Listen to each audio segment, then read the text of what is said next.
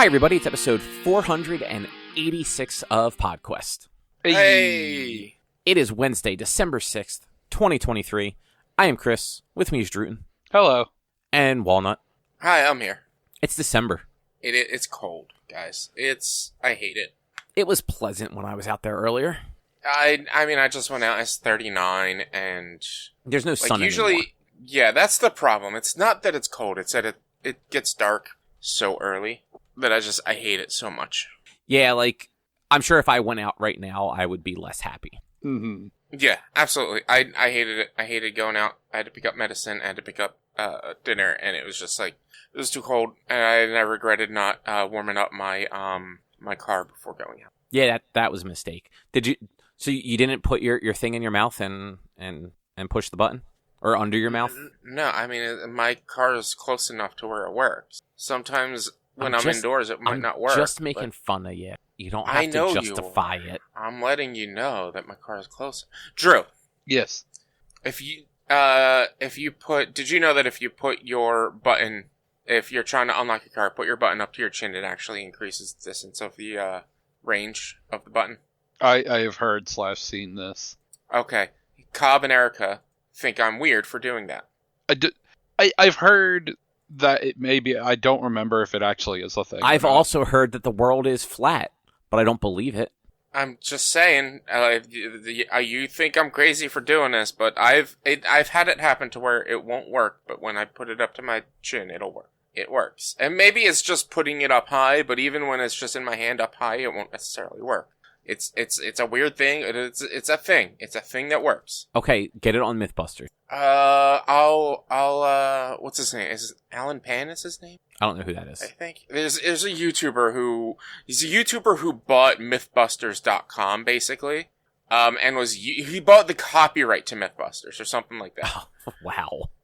He also bought the copyright to CNN or something. He got in a lot of trouble. I'll try to find the video and I'll post it.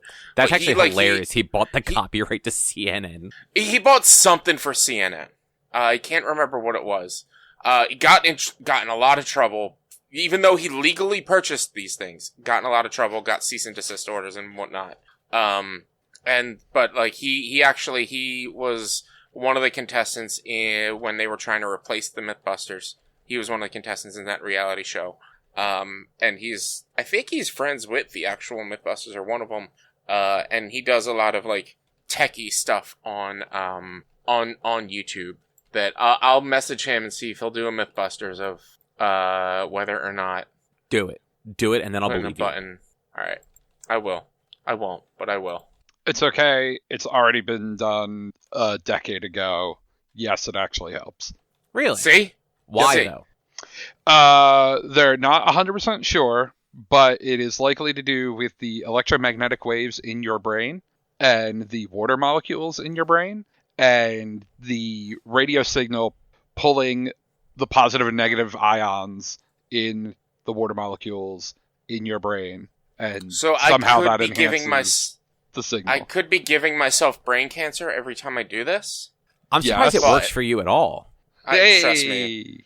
Same. Sorry, couldn't resist that one. The YouTuber is Alan Pan, Allen space PAN, Alan Pan. I'll share the I'm in trouble with Mythbusters video on YouTube or on Discord later. But he's a great YouTuber as well. He's got some awesome stuff. I'll allow it. So we went to PAX this week. We did, yeah. I guess last week technically. End of last week, beginning of this week. Depends how you define. Sunday's the first day of the week. Let's before we even talk about PAX, let's just get this out of the way for our adoring fans who are on the edge of their seat to know what we thought about Groundhog's Day, whatever it's called. None of us watched it. I watched it last night. Fuck you. Fuck you. So did I. Well, I mean, since we weren't going to talk about it, I wasn't going to fucking watch it. Because I hadn't watched it. None of us had watched it prior to yesterday, and then we decided we'll just talk about it next week. So... It was delightful. Alright, Cobb. No, let's go over it. Fucking Richie didn't do his fucking work. No, since we're not talking about it, why watch it? I'll watch it next week when we talk about it next week. But yeah, next week we will be talking about PAX Unplugged. we'll be talking about Groundhog's Day, not PAX Unplugged. Yeah, I'm sorry, Groundhog's Day. No. Sorry. Yeah. No, me and Just Kyle for- are going to spend the next hour and a half talking about Groundhog Day. You know, that's fine. We're going to reenact the movie. I got some Let's Plays to record. I'll just No, meet you guys and you go ahead and fucking start doing those stay Let's here. Plays. No, that's fine. Because I will probably forget about this next week when we're actually talking about it. It is the 30th anniversary of Groundhog's Day, like this year. How about that? Yeah, it came out in '93. So It's Cobb. It's Groundhog Day. There's Is it? no S. Yeah, I've no, always said There's it with no an S. S. You've constantly said it with an S, and it's always confused me. And I finally just double checked because I thought I was the crazy one. But yeah, it's Groundhog Day. No, I've There's always no called S. it Groundhog's Day. Like, If anything, possessively. if anything, it should be Groundhog Days. But I mean, the movie, No. yes. But no, like, I legitimately thought even, like, the holiday, like, I thought it was, like, a possessive S. no. It's Like, always it's been Groundhog Day. Groundhog's Day. Like, it is the Groundhog's Day. No, Well, that's bullshit. I don't know where you got that from. I just made it up, obviously, but, like, that's just what I always Absolutely. thought. Yeah, Jeez.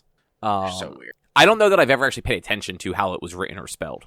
No, I knew the movie was no S, but I just every time you kept saying it, and I was just like, I don't know. It finally just got to me. Like, it's not that, is it? I gotta double check. I just look. You like to torment me on something that is actually scientifically proven to actually work. I want to torment you on something you're Scientifically doing proven wrong. is taking it a little far. I mean, MythBusters proved it to work. Scientifically proven to work. It wasn't MythBusters. It was Well, somebody. it was a college in the UK. Look, I mean, they don't you even know- know how to spell eggplant. I mean, it's because eggplant's a stupid name. Aubergine is a much better name for those. It's not, and they pronounce the H in herb. I mean, you should. You shouldn't. Herb is a 45-year-old shoe salesman. Herb are the delicious things that you add to your meals. I don't know. That's all I gotta say. Okay, anyway. Next week, we'll Yeah. talk about Groundhog Day, starring Bill Murray. This week, we're going to talk about PAX Unplugged 2023. Yes, PAX Unplugged. Oh my god. I was exhausted and beat up pretty much by the end of Sunday. I could barely move. I was okay. I mean, I set myself up for disaster having to walk home with like fucking 9, 10 games on friggin' Friday without a bag. And so my arms hurt throughout the rest of the weekend just because of that. Yeah, I carried the booster box home. But that only had like 4 games in it. Yeah, but I'm just saying, I carried, like, the box home. It was I know. awkward. Yeah. I carried, 4 separate games piled on top of each other home, plus another like 5 or 6 games in my bag itself. Yeah, that's why we brought our reusable bags. You know, the thing is, I went into Friday knowing I was going to get the booster box. I did not know that they had that other donation thing. And so once I saw it, and honestly, there was one game specifically that I was interested in out of all of them on the list of on the list of 6 that you got to choose from. And that game was Anomaly, I think is what it was called. I saw that game and I was interested in it. The rest of them I really didn't care about, but I was like, you know what, $60 for 4 games. And as I'm considering doing this, the person before me walks away with the complete Everdell collection, which is like a $150, $300 fucking purchase or something. I don't really know. It's a lot of fucking money for $60 on top of the other 3 games. That's when I was like, I fucking have to do this. I have to do this. And I walk away with Blood Rage, which I'm not mad about that I got Blood Rage, because that's a great game, but my brother already owns Blood Rage, so I didn't really need it. I could have just borrowed it from him if I wanted to buy it. But still, it was worth it. It was absolutely worth it. Which, I mean, you know, like you said, it was for charity, and, like, Yeah. why not? Yeah, it was for charity, and then I bought the booster box as well, not realizing how much bigger the boxes were this year, and not then wanting to actually carry that box around with me all day. Oh, did you buy it, like, first thing? I bought it midday, but before my meeting with Hatchet Games. Okay, yeah, we always wait until we're getting ready to leave to buy those. Even if we are going to, like, stop and, like, open it up while at the show, we hold off until, like, close to when we're wrapping up. Yeah, I don't know what it was and why it was that I decided to buy it. I don't know why it was I decided to buy it then. I think it's just because I was there and I was at that booth and I was like, sure. Yeah. Why not? Or something. I will say, definitely a little bummed that like it wasn't just the giant stack of boxes to pick from. Yeah, they only give you a set of 3 to pick from, and then once you bought one, they replaced that one. And Yeah. Like, I get it's not like a huge deal, but like part of the fun of that was always like, oh, here's this giant pile, like, go pick a winner. And as I'm picking my 3, like, they're like, all right, pick which one you want, and I'm feeling one. I'm like, this one's lighter, this one's heavier, this one's the middle, and they're like, what's that mean? I'm like, it means fucking nothing, but I like to check anyway. Yeah, like, you really can't base it on weight, because like, no, there's some games are really heavy, but that doesn't make them good. Yeah. And like one of the games I got for my first year that I got the booster box is freaking huge. Me and my buddy tried to play it once, and it's bad. It makes no sense. It's like I don't know. Drew, you might actually like it. Wow. But I don't know. It's a political card game. It's weird. And I don't know why, but I feel like Drew might like it. But it's like, it's olden times politics. It's not modern day politics. It's like knights and queens and kings and fantasy. Is it chess? No.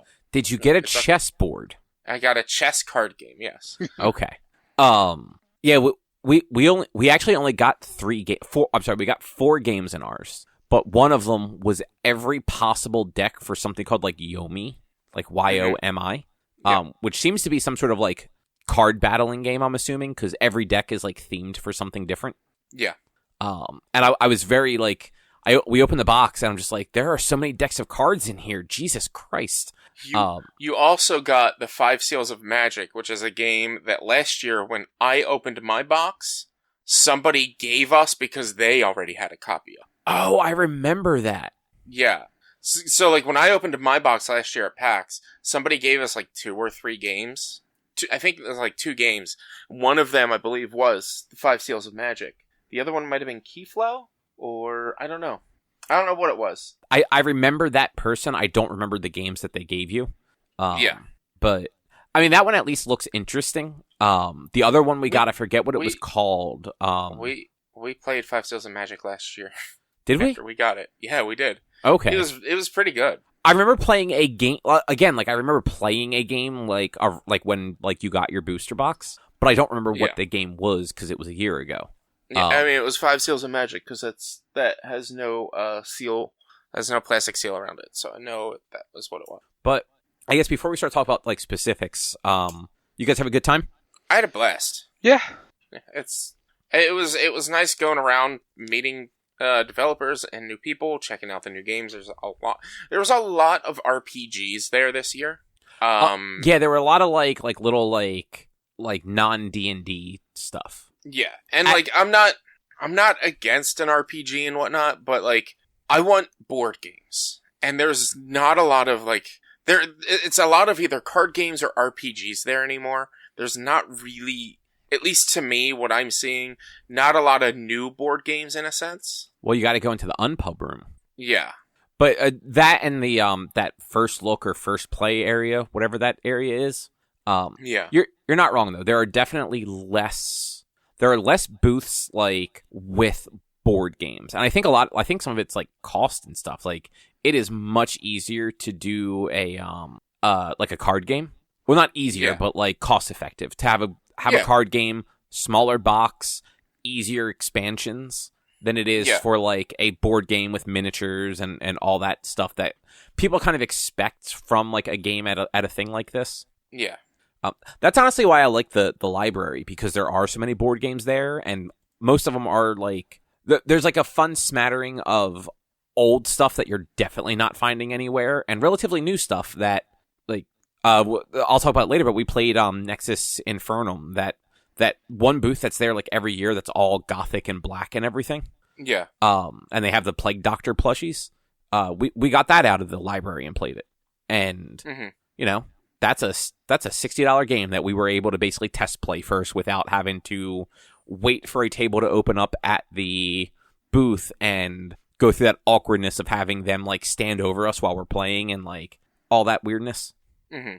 Yeah, I would much rather, like, I've seen that game every year. I've looked at it and been like, I want to see what this game is, but like you said, every time you walk by, it's a loaded booth. Like same with a Fire Tower or Watchtower, whatever it's called. Like I've always wanted to go in and try that game out at that booth, but that booth is always popping. There's always people there, and you can never get in unless you sit there and wait for a game to end to then get in. Mm-hmm. And that's like, that to me would be my only complaint is like, unfortunately, some of these booths are too small especially with like the smaller developers. It's too small to let someone go in and maybe find a spot to load up to wait to try a game or to find somebody to talk to or even just watch a game without being just in the aisle, the walkway aisle. But like you don't have that issue like the further down the stage, but like the closer to the end of the rows, it becomes even tighter and tighter and tighter. Yeah, and it's one of those. So like when you walk into the show floor, if you go to the far right, which I think were like the high 3,000, 4,000 aisles, they're much smaller aisles. And like as you start walking like to the other side of the hall, like the aisles open up a little bit more, but they also become oddly staggered in places because of larger booth placements. Where like you have those booths that take up entire aisles and stuff like that, so it becomes a little harder to navigate up and down them. And there's a handful of aisles for no good reason are like 3 to 4 times wider. And it's like, why aren't these like brought in a little bit so that the other ones can be spread out? Just like you don't have to do a lot. Like if you just shrink a couple of those aisles, like a couple feet, you can then give that extra space to the aisles that have no space. Honestly, what they need to do, I think they need to move the game library and play area somewhere else and use that entire upstairs expo area for more walk space. No. This year would have been fine if they would have not had that giant queue area, too. Yeah. Like, I don't know why that was a thing, but, like, there was never a line in any of that I saw. Yeah, they always have a queue area somewhere in the main expo hall. And, like, it was taking up a huge chunk of it. You'd walk by and it's just empty space. I'd argue that, like, having the game library and the free play area up there isn't a bad idea because you have that ability where somebody can buy a game at a booth. Or like we've done before, like you get the booster box, you go back to the free play area, you open up the booster box, and then you play something out of it. But also if you move it to somewhere else, maybe somewhere that's not in the main expo hall, maybe it can be a little bit quieter, you have a little bit more space to try your game. Like, yes, there's tons of space in that area to play games in like that free play area, but like, one thing I don't like doing at PAX is getting a board game from the library, sitting down at a table, and playing that game. Because I can't hear anything. I don't know, especially if it's a game I've never played before. I can't hear anything. I don't know what's going on. I don't know how to play. And, like, I don't want to sit there and spend an hour learning how to play something that I don't know how to play. I would much rather, if we're going to play something that we own or can own, I would much rather just buy it and take it home and play it. Which is fair. Like, I've never had that problem with, like, being able to hear and, like, figure it out. And, you know, board games are expensive. I don't want to spend between $50 and $100 on, like, a game that, like, looks cool and be like, oh, this game is fucking garbage. Well, that's why, like, I kind of wanted to talk to your wife about this more because we didn't get to, but she was a little bummed out on Sunday because she felt like this PAX wasn't that good of a PAX. She didn't really get to play a lot of games and this and that. And like, I wanted to talk to her and be like, well, some people don't come here to play games at PAX. They come here to demo games. And that's what I come to PAX for. I want to demo the games, see if I like the demo.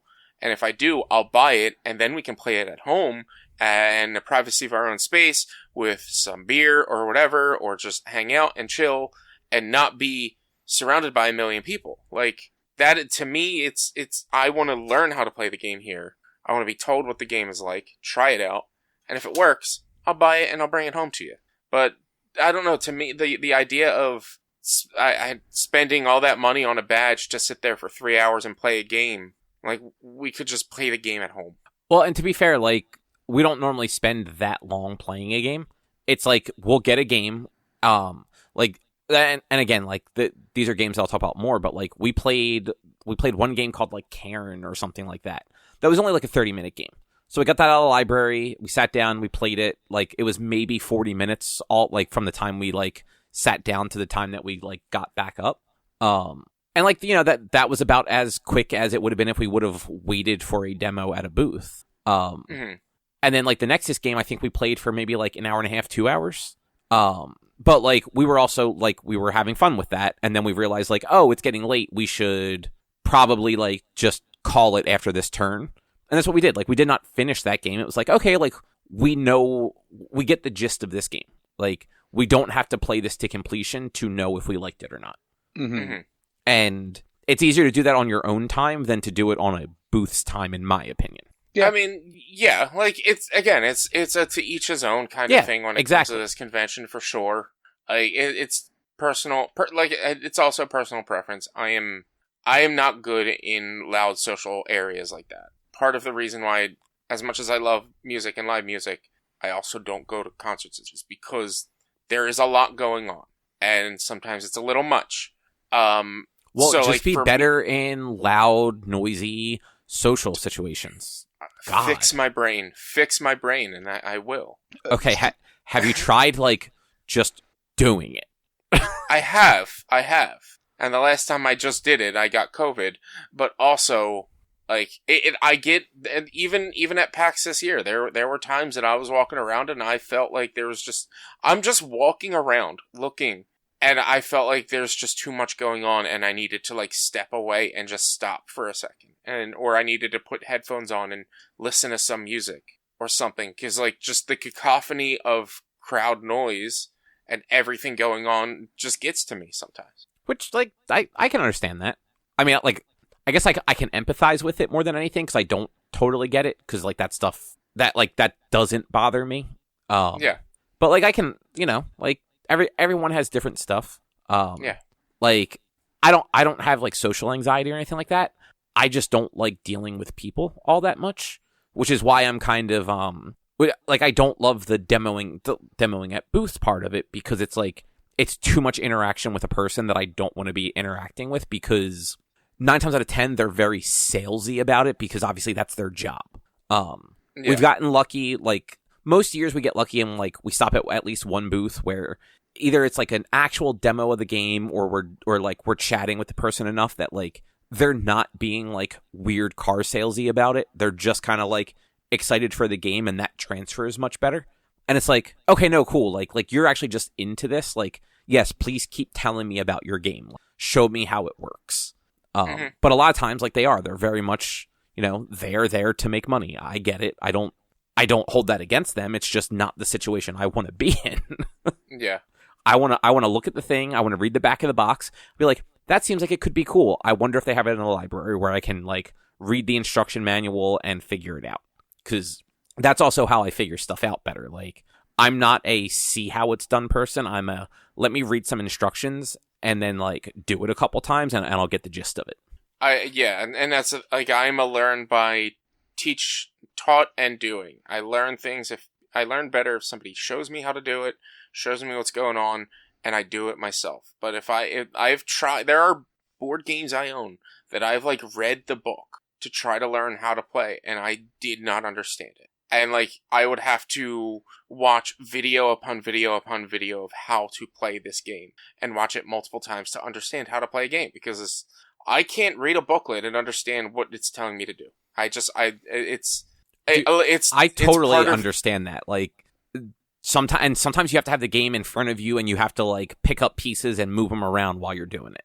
Yeah. Which is why, like, for me, the demo area is better, because it's like, okay, this is how you play. Like, this is the basic idea of the game, and you can get into further chaos, like, more times played, or with different modules of the game that that we set up for you. That's just, yeah, I don't know. I'm rambling, I feel like. I mean, it's almost like different people learn different ways, and yours just happens to be the wrong way. No. No, like, it's everyone does, like, come to that stuff differently, and, like, games in particular where, like, there's rule sets and intricacies about it, like, you don't Like, not everyone is going to be able to just read a book and be like, okay, no, this makes total sense. Yeah. And, like, frankly, some games, the rules are not very well written. No. So, like, if that's already not how you're good at picking stuff up, it's going to be even worse when, like, the rule book's just not very well done. Yeah. Any other kind of general things either of you guys want to mention, though? I still have not been able to do anything D&D related at PAX, and it has been, 5-6 years now? I think 2017 or 18 was the first year. But they did skip a year. Yeah. Right? Yeah, 2020 they didn't do. So, yeah, it's been about 5 or 6 years. And I still have yet to be able to do anything D&D based at PAX. And, like, I put it a little bit on myself this year because I overstacked my day on Saturday with a bunch of meetings that, like, if I had, like, maybe not had one going so late at, like, 3 o'clock and maybe had it on Sunday, I probably could have figured out some sort of, what's it called? Some sort of D&D thing. Sorry, I got distracted because, Cobb, you said that air hockey thing that we played on the thing, which is Crokinole. Okay. Oh, is that what that is? Yes. Oh, okay.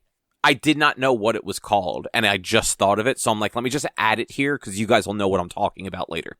Yeah. Okay. That's where I got distracted with the when I was talking, was you typed that, like, you have that on our outline, though. Yeah, I didn't know what it was called, so. Neither did I. Like, that was the thing, like, you sent a picture of the game and said, I'm here. I asked people, hey, do any of you know where this game is? They pointed me to the game. We found you there. I played it. Never got the name of it. I thought Drew said it a few times. He may have, but that was also, Sunday morning. But I was at that table for like an hour and a half, almost 2 hours. I didn't realize I was there for long. As far as the D&D stuff goes, though, from what I hear, like this year in particular, it was kind of a pain in the ass to get signed up for that stuff. Mm-hmm. And it apparently fills up really quickly. It starts early, and it goes very long. Yeah, It's D&D. It's a whole day event if you sign up for it. It depends on what you're signing up for. Like, there are specific rules if you're doing Adventurers League things and things like that as well. I've always wanted to try, like, some other character in a different sort of campaign with some people and see how it would be, and just to play D&D with some random people and see how it works out. And I never get to, for one reason or another. Which, yeah, like, totally understandable. Hopefully next year. Hopefully I can actually go on Friday next year, at opening and sign up before anything else. Did either of you go to the keynote speak and see anything Matt Mercer had to say or anything? No, so nope. that apparently the line for that was filled up before the show opened. Jesus Christ. We were talking to one of the vendors that we've purchased from before, and they were saying that, like, when they got in there, and they get to get in there like 2 or 3 hours early, the line was already too full to wait in. So people were waiting outside to get into the show, to get into the... Yep. Well, I mean, like, you could get into the convention center at 8 a.m. Okay. Just the expo hall did not open till 10. But there were people waiting outside, like, earlier than that, waiting to get in there to immediately queue up for the thing. Because it was upstairs in the grand ballroom thing, I believe, right? Mm-hmm. Yeah. I have no idea. I had no idea where it even was. So the big stuff is always like the main entrance hall that's like above the Hard Rock. Yeah. If those like stairs on either side of like the entranceway basically lead up to like a big theater. Okay. I do want to say the app, I think this year was bad. Yeah, I did not like the app. I wanted to try to see if there were any panels or anything, and like there's like an events section, but like it didn't really work very well in my opinion. Like I wasn't able to really see what was going on. I wasn't able to filter for panels or for like time. Like you just had to go to your time frame and see if there's something there.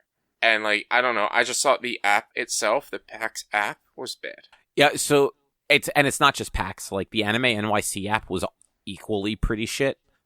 We bought a couple of things off of like artists there, And Mm-hmm. I'm 99% sure in previous years we were able to search like table numbers. This year we bought a blanket off of somebody, and it ended up getting they sold out of them at the show. So we bought it to order to get like shipped to us. And when it arrived, we didn't remember what the table was. So, because Erica wanted to take a picture and like tag them in it. So I downloaded the app again and I opened up the list, and you can't search for table numbers. So like I knew the general area where the table should have been in. The map isn't interactive, so you can't click on the table numbers, and you can't sort the list of artists at all. It's alphabetical, and that's it. Mm-hmm. So like it was actually useless to have because you also couldn't click on stuff and then go back. Every time you went back, it brought you back to the top of the list. Yeah. It was terrible.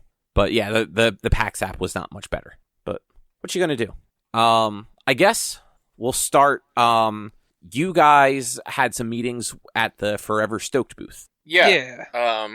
We separate days because we must have booked it at the same time. I think something. I feel like I remember in the messages you were like, I booked it for Saturday at 3, just as I was hit like accept on the or whatever on the Google forums, and I was like, oh, I just did Friday at 3.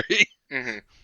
Yeah, so Forever Stoked, we've talked about them every year since I've basically been covering the show. I've talked with them every time I've gone there. They're a great group of, they're basically a publisher that that helps publish and work with smaller developers to create a bunch of games. They work a lot with the people who make the Cyanide and Happiness games primarily. Mm-hmm. That's like their like big one. Yeah, it's like their biggest, I guess, client or developer. They helped create probably one of the bigger games this year, Trash Talk. That was in a couple of booths. Like that they even like the Forever Stoked booth. It was funny to demo Trash Talk. They rented a dumpster, and you demoed the game Trash Talk in the dumpster. I did. Mm-hmm. I did think that was actually pretty cool. Like we walked by that dumpster a handful of times. In the swag bag they gave you for going and talking to them is a business card for the dumpster rental that they used. Yeah. Which I thought was hilarious. I thought that was great.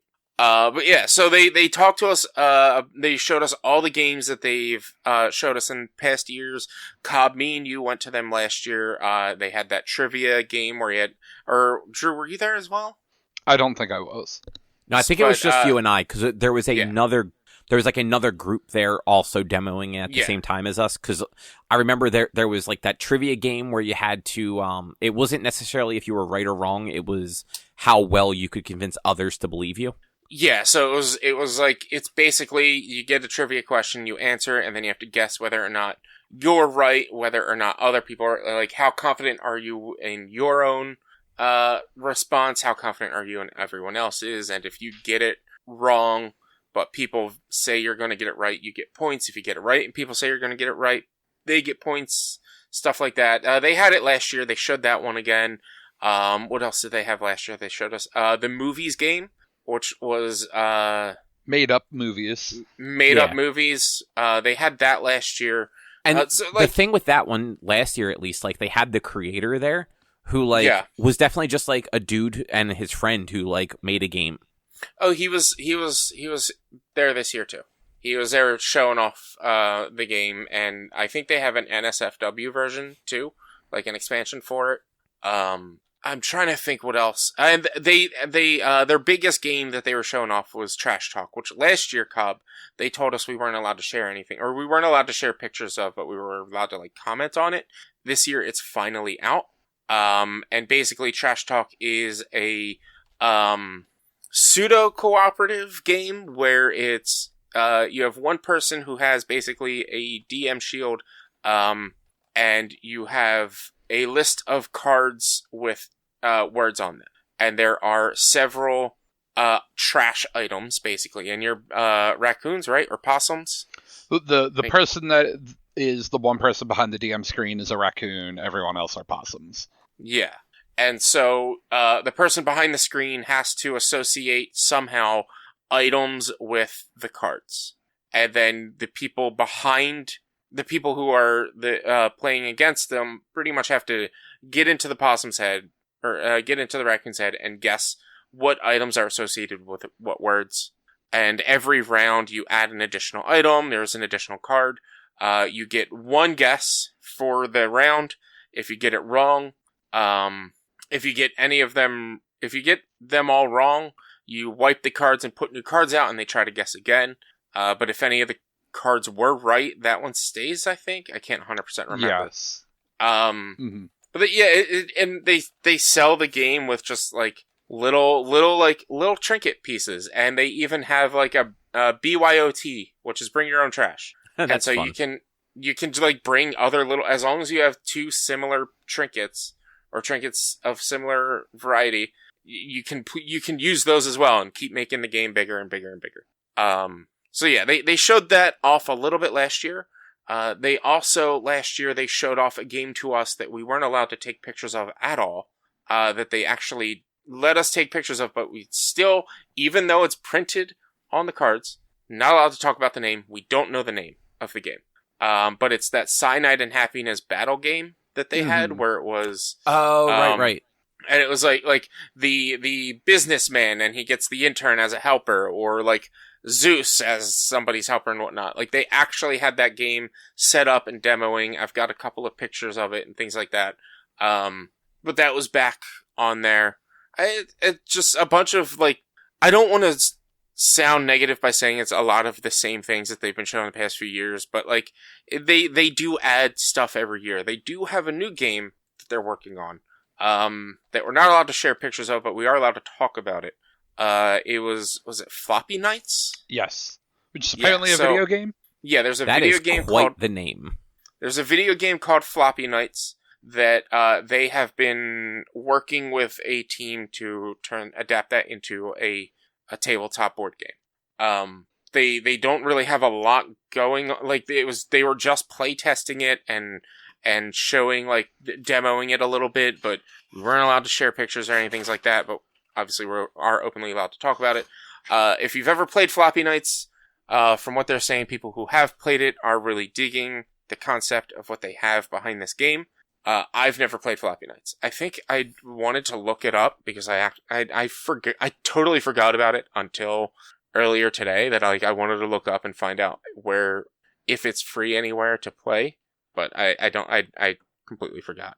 And I was hoping it was going to be available on Game Pass, but it's not. So I don't really know anything about Floppy Nights. It is, where's, I'm looking at the Game Pass stuff. It doesn't really give a good description on here. Floppy Nights, tangible projections summoned from floppy disks. I don't know. I'm not going to keep trying to talk about it. But they're working on a Floppy Nights board game if you like Floppy Nights.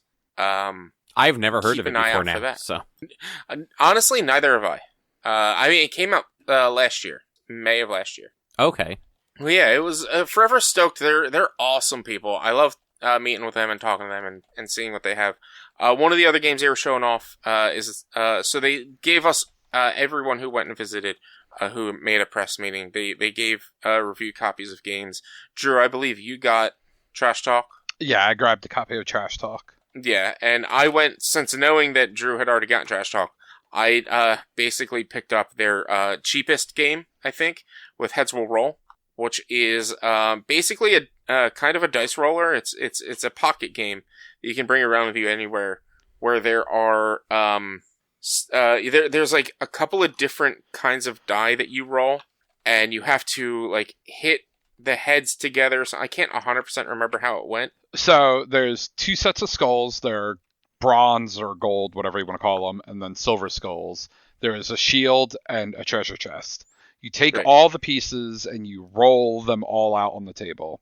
The objective is to then, you get one shot to flick the shield into the treasure chest and collect the treasure, unless you are able to flick the shield between a pair of the matching skulls. Then you get a bonus point and another shot. Yeah. But, you might be in a spot where it's like, oh, well, the shield's right next to the treasure chest, but I could go backwards through the skull and then try to hit the chest or whatever. Or Yeah. just be like, nah, I'm gonna just take my point and hit the Yeah. chest. And if the cross crosses, like, so say you have like the 2 silver skulls and then the 2 bronze skulls, and they cross at the same line. If you cross that line, you get 2 points, but you only get 1 reflick. Right. It's like a neat quick game that I was just like, you know what, we already got their big game, and I'll be honest, I'm not interested in the trivia game. Y'all know how good I am at trivia. And I mean, in fairness, I'm not interested in the trivia game either. yeah, and I haven't been to a party in frickin' 4 years to get a party game like Made Up Movies, so I wasn't gonna grab that. Yeah, I think that is the one thing, like, I think Forever Stoked makes, like fun, quirky games, but, like, they are a lot of, like, games meant more for, like, social gatherings. Yeah. Yeah. And, like, a lot of times, like in a group like ours, like, if we're playing games, we're not necessarily looking for the social gathering games, if that makes sense. Yeah. Like, yeah, I like games like the social gathering games, the made up movies, the cyanide and happiness type game. What was it? Where it's basically Cards Against Humanity, but with comics. Like that game. What is it? I even own it, and I can't remember what it's called. Joking Hazard. That's what it's called. Those games are fun to bring to a party, but like you said, we don't really. If we're meeting up, we're meeting up specifically to play other specific games. We're not meeting up to just hang out. Like, those are games to play at a New Year's, to bring to a New Year's party, a Christmas party, or something of that nature. I don't plan to have 10 people over to play a game like that. I don't even know if I can have 10 people. I don't even know if I know 10. I was going to say, do you have 10 people that would come over? I do know enough people that I'd be able to get together 10 people, but whether they're willing to come over or not, that's the true question. That is fair. But so that was Forever Stoked. Yeah. How about Floodgate? Yeah. So me and Floodgates? Flood. Is it Floodgate. Gate or Floodgate? Gate? Yeah. You just love adding S's. Yep. You love adding S's. Everything is plural or possessive. Yeah. So Floodgate, they Drew, I think you know the name of the game, the other game that they make. Because I'm bad at words. Way to put him on the spot like that. Oh, he was there. He was with us. Yeah, with me. I don't remember it off the top of my head because it is a weird word. Sagrim. That sounds right. It's based glass game. Yeah, so it's a game where you build stained glass through rolling dice and different colored Sagrada, that's it. They make games like Sagrada, and I can't honestly remember what else they make. Decorum, I think, was the other game that they had on the table that we were sitting at with the yeah, Decorum. That's a new game though. That's a newer game, which is a neat idea. I like it. They make what was that love game? Oh god, I keep blanking on Fog of Love. Fog of Love, which Cobb, I think you played with Eric a few years ago. Oh, right. Yeah, I do remember that. Yeah, Fog of Love, Decorum, which if you go to buy Decorum on their website, I believe it's sold out right now. I don't know, or maybe it was just saying out now. It just says out. A kite. They have a kite flying game as well. They have a bunch of different games, but Sagrada is really what I think they're most known for. And they actually have another new title coming out next year, which they gave us a copy, called Skyrockets. I think was it going to Kickstarter, Drew, or was it just coming out? I think it was just coming out. Yeah, I think it's going to be coming out in February, I believe. I'll have to double check that when we do something a little bit more for it. January 23rd. There you go. Which is basically you are a wizard developing making a fireworks display. And it is a real-time game, where once the game starts, it goes in a turn order, and you just have to go as fast or as slow as you feel, trying to make sure everyone is enraptured and enjoying the show by, you place these, hourglasses down, and you flip them the way the module will tell you. There's a number of different scenarios that you can play through. And it'll tell you like what's standing, what's lying down, and whatnot. And once you have them all standing and ready to go, you have to play cards with the respective color of the hourglass to flip the hourglass. However, there's one hourglass in each mode that you don't flip until it runs out. The rest of them, you don't want them to run out. So you have to constantly keep flipping the right ones to make sure they don't run out, which means you could sit there and wait before you play a card, because once you play a card, you have to flip them. Or you can play the cards right away back to back to back and keep flipping them back and forth. And each different color sand timer runs at a different speed. Yeah. So like we were constantly having to flip red because red runs very fast. If one of the timers that aren't supposed to run out runs out, you lose a star. The goal is to get 3 stars, like in Angry Birds and all other mobile games. But if the color that is supposed to run out runs out, then you play that card, you flip it, and you go to the next. You keep going, and like you have to 3-4 rounds. Every time it runs out, it has to run out X amount of times for you to end the game. Or you have to lose all 3 stars. Once you lose all 3 stars, game over, I think. But it's a very fast-paced game. I don't have the motor skills to really play it very well. I kept knocking things over. My hands were shaking. I'm not good at it, but it was actually very fun, but also very anxiety-inducing. But I liked it. I liked it a lot. Yeah, it was really fun. Yeah. But yeah, they're awesome people over at Skyrocket. Every developer I met this year, everyone that I went and talked to, were so excited to just speak with everyone there and be at the show and show what they have.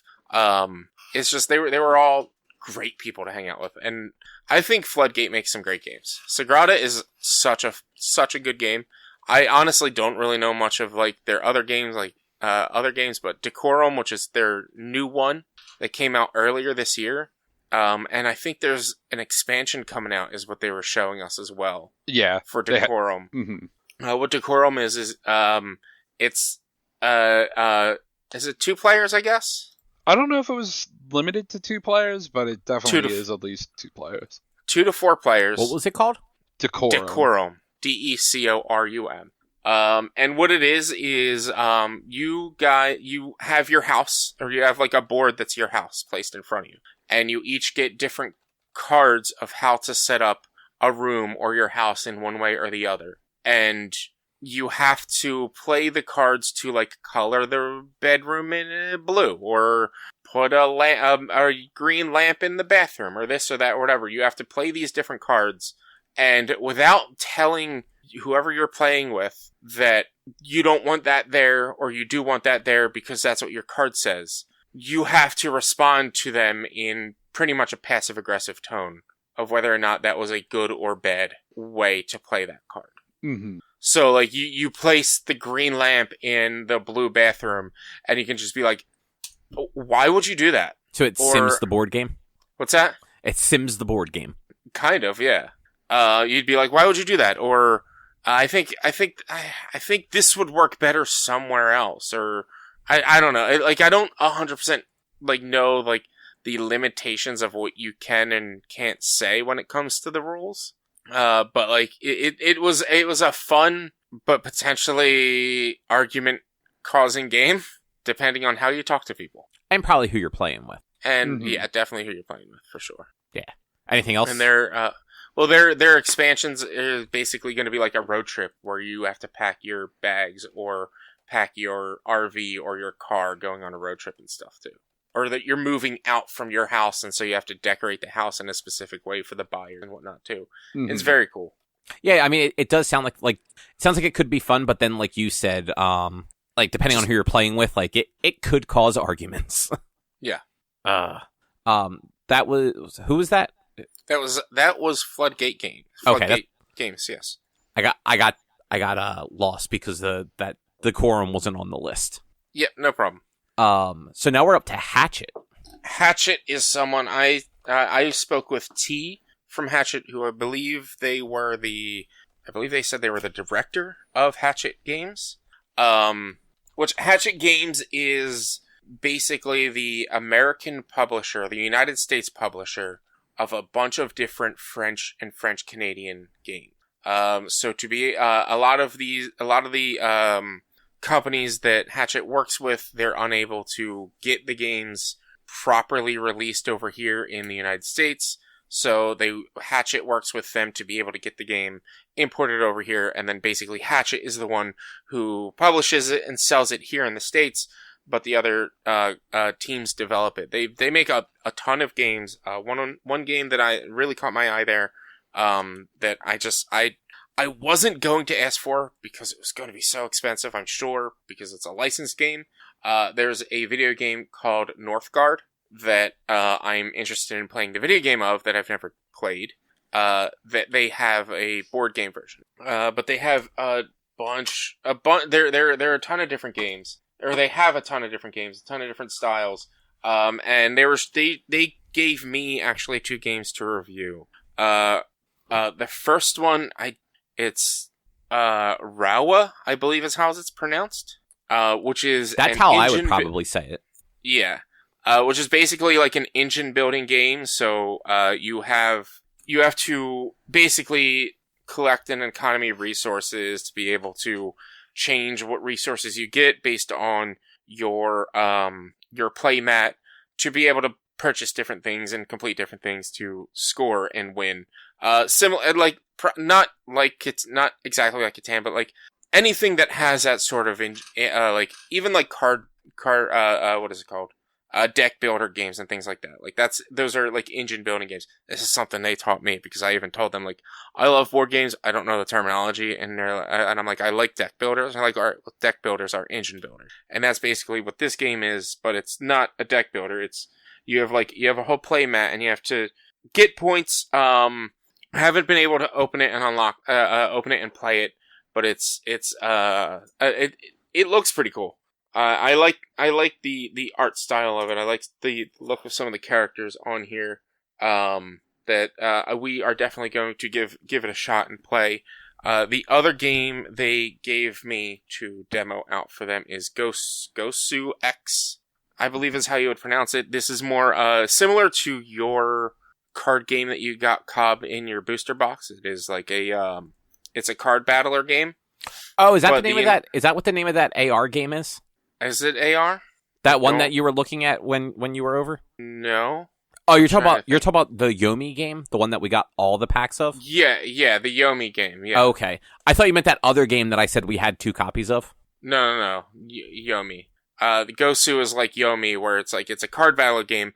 This it's one box, comes with all the sets that they have, though. So it's like you don't have to build a deck. It's like each deck is based on the specific characters. So there's 120 cards. Dominated by a world dominated by 8 immortals.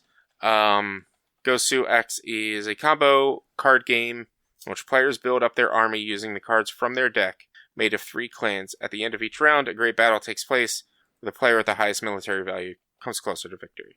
I know specifically you, Cobb, you're not very into card battler games. Not really, no. Like every once in a while, like maybe that Yomi game actually, or we bought one a few years ago called Epic, where the decks were all self-contained. Mm-hmm. Like you just picked up a deck and just played with those cards. Yeah, that I didn't mind as much because there wasn't. I don't like the deck building aspect of card battlers, like Magic the Gathering, Pokemon, stuff like that. Yeah, well, that's the good news about this one is like there's seemingly you just pick 3 different clans out of all the clans that they have, and it tells you which cards to add onto your deck, and then you shuffle it up and you play against each other. Okay. Yeah. So, but Drew, you like card battlers, so right? I mean, yeah, they're fine. Yeah. I'm not gonna say like I'm a blanket. Yeah, they're all good, but always would try one. Yeah, you're not against them, or you're not gonna not gonna hate it just because it's a card battle. Yeah, exactly. But I am with Cobb on like I'm not into collectible trading card games anymore. I don't have that energy, but no. Neither do I. I would much rather I have at least 1 or 2 other games in my house that I got that is straight up, it was a card battle game where you buy the sets, and it's not a collectible card game. It is just, you buy the sets and you play against them. Super Show. Yeah, the wrestling game. That's the wrestling game. That is also, it's like similar to this, where you buy the decks. You don't mix and match the cards. You buy the decks and you play with those decks. But yeah, so in my opinion, Hatchet Games, I had, they were very accommodating, and awesome to talk to, and I look forward to our relationship with them moving forward. We do have to work on figuring out some sort of content, and we will work on content for these review copies and games that we've gotten from everyone, but I did just want to give a quick shout out and say thank you for the games. It was definitely not necessary, definitely not expected, and I appreciate all of the review copies, everything from Forever Soak getting both Trash Talk and Heads Will Roll, from Floodgate getting Skyrockets, and from Hatchet getting Rawa and Gosu X. Like, I appreciate this a lot. You didn't have to do this. None of yous did.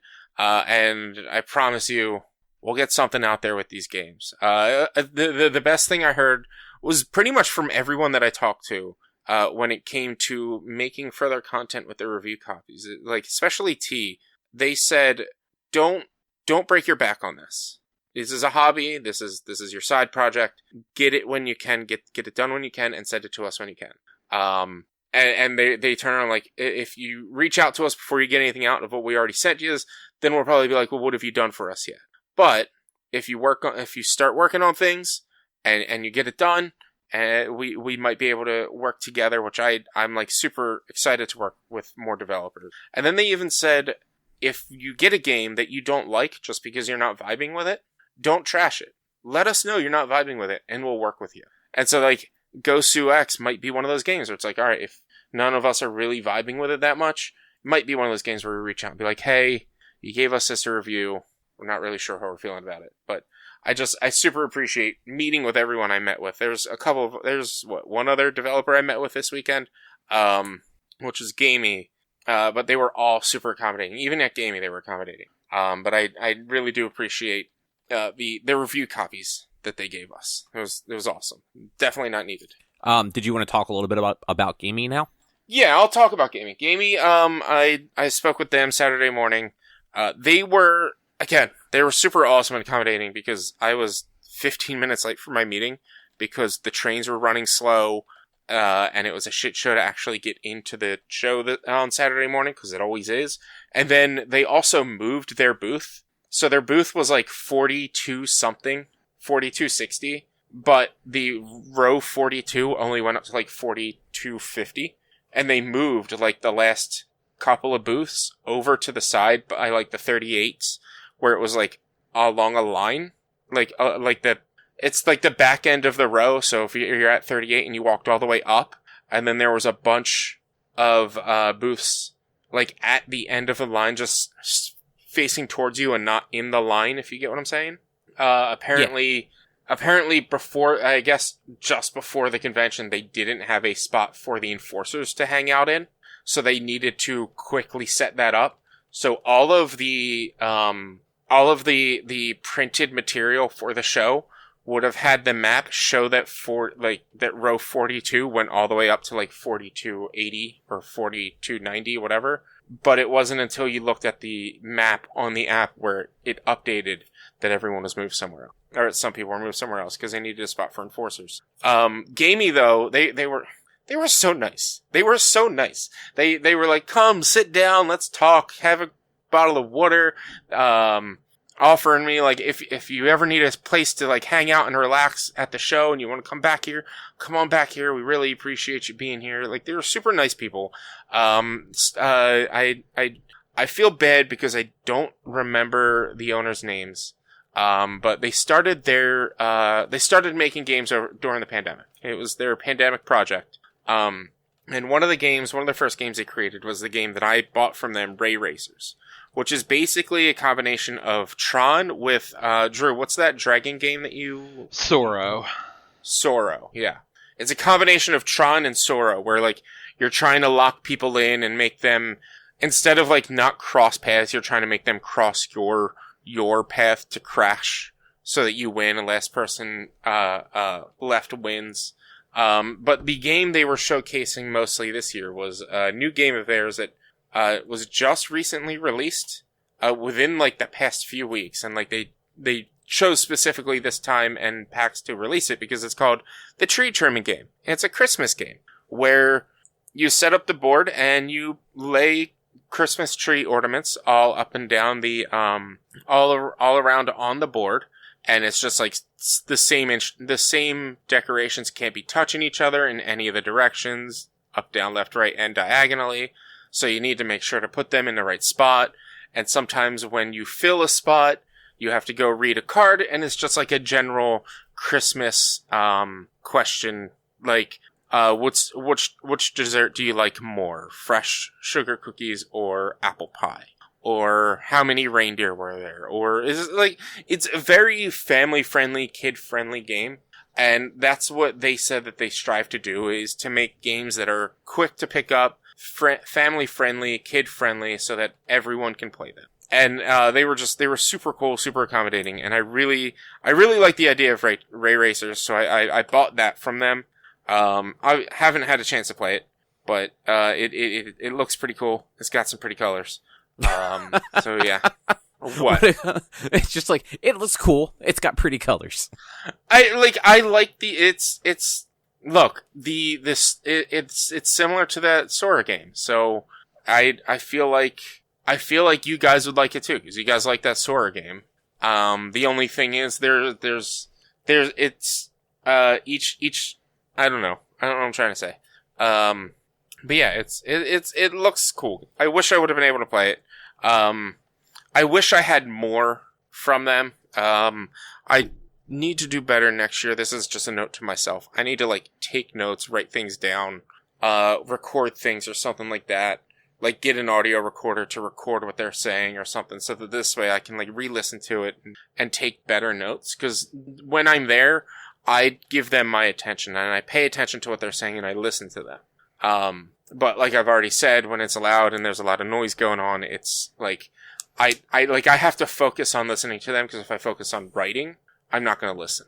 So I'm there in the moment with them and I'm not recording anything. So I won't always fully remember everything that we talked about or that was said.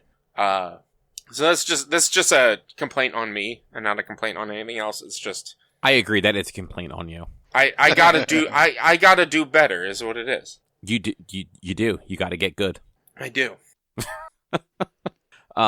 I will say, just circling back to the pretty colors thing, it's funny how like the games that are like goofy and bright and all of that tend to just be very fun for one reason or another. Like, not always, but like oftentimes, like the games that are bright and colorful are the ones that just seem to be more interesting than like the dark and dour. Yeah.